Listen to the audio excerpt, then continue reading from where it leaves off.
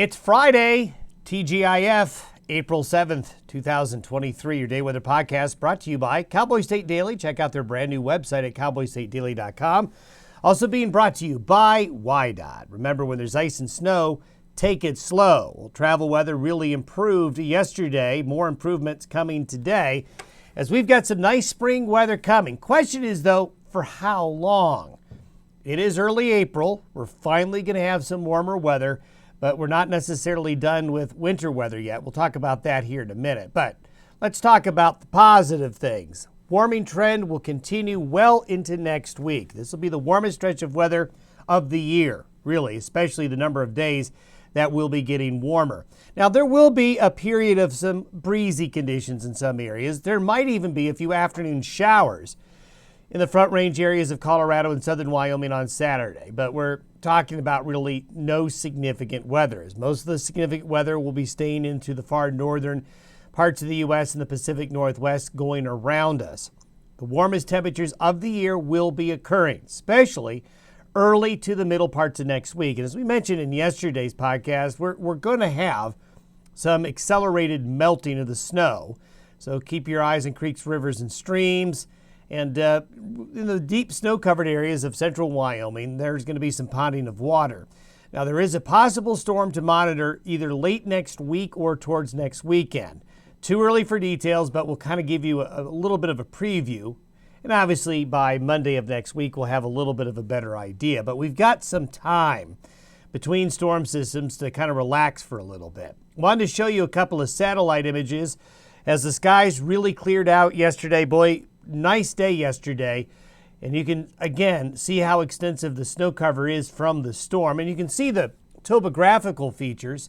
You can see the Bighorn Basin of Wyoming where the snowfall was very light and has since melted.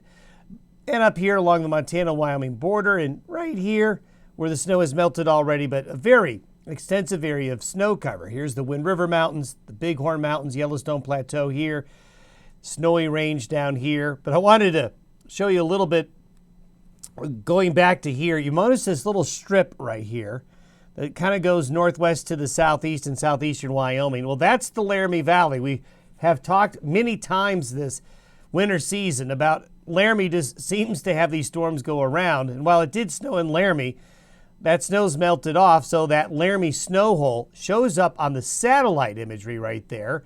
Here's Cheyenne. Here's up into Laramie. Then all around, like a donut hole, the snow cover is deep and extensive. But that's very, very impressive for April 7th to see snow cover like that. Even back, as you know, the deep snow cover in the mountains of Utah and Colorado and eastern Idaho really showing up. This is the temperature anomaly for the month of April so far. Cold enough for you? Wow, that is a cold start to April, while the opposite in the southeast. Photos keep rolling on in. Here's a beautiful shot of a big, huge snowdrift in areas of that Pine Ridge area up in northwest areas of Nebraska. This is just northwest of Harrison, showing the deep snow. And that's what you just saw on the satellite imagery. And then as the skies cleared, and it did make for just a beautiful sight. Here's a nice shot from Nancy from Driggs on the backside of the Tetons looking east. Bright blue sky that you get this time of year, really showing the snow cover up in the high country well. There's the high pressure, a small little area of high pressure over Colorado. This wave up here in Oregon is going to go up here. As it moves up and over around the ridge, that is going to make it a little bit windy, but any weather is going to be up here with this low and really not be able to go very far across the plains. As we get into Monday of next week, we are going to see a really strong area of high pressure develop. This is really going to warm things up. Warm southwest low comes in.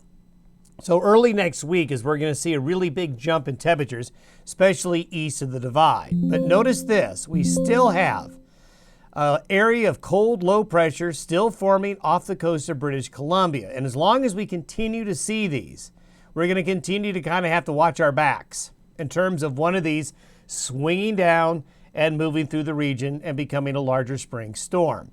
So this factory of storminess that's been there for the past 2 months is continuing. But at least we've got this period of time where high pressure and warmer conditions are going to be building on in, really across most of the country. But this little feature right here is going to be good news to bring some wet conditions to areas of the southeast. We'll show you that here in a minute. These are the temperatures by Monday. So you can see really warming up, temperatures jumping up. The areas of snow cover right here that still exist will throttle temperatures back into these areas here. So you're the last to warm up.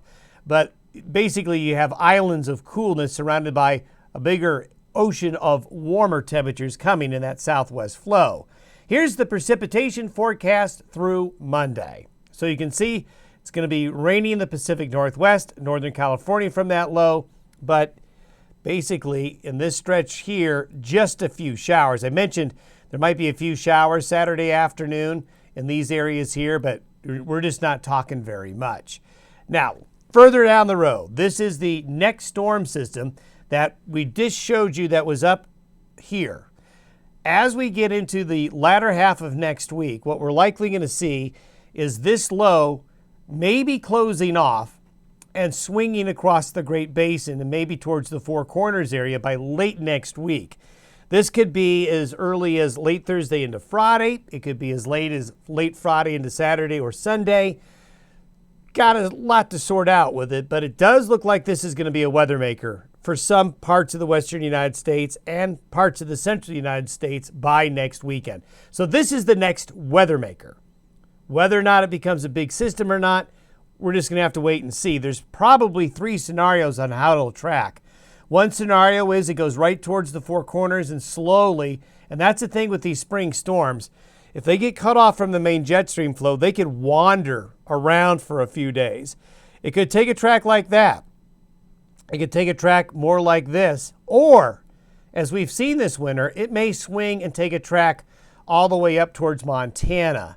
So there are 3 scenarios, each equally plausible, but those 3 scenarios end up in 3 different major outcomes depending on where you are. So we've got a good stretch of weather coming, but we also have a storm system late next week and next weekend we've got to keep a close eye on. This feature right here is going to settle down later this weekend into next week along the Gulf Coast, and that's good news because that's going to bring Florida, which is extremely dry, some needed rain, a very wet period of time, showers and thunderstorms along the Gulf Coast. This is through next Thursday. So you can see through next Thursday we'll maybe have a little bit of shower and thunderstorm activity out here on the plains, but there's just still not a lot going on until that storm system swings in from the west coast late next week. In the meantime, enjoy what we've got. The best weather we've had in weeks. Here are temperatures. These are the temperature anomalies by Tuesday. You can see how warm it is. This is by Wednesday of next week. Very warm along and east of the divide. West of the divide, you can see that bluish area, purple area moving into Washington and Oregon and Northern California. That's with that low. And this is by next Friday. So you can see by next Friday, we go to colder than normal again with that trough while the warmer air gets pushed off to the east. So we'll keep an eye on things late next week. In the meantime, enjoy. Have a good weekend.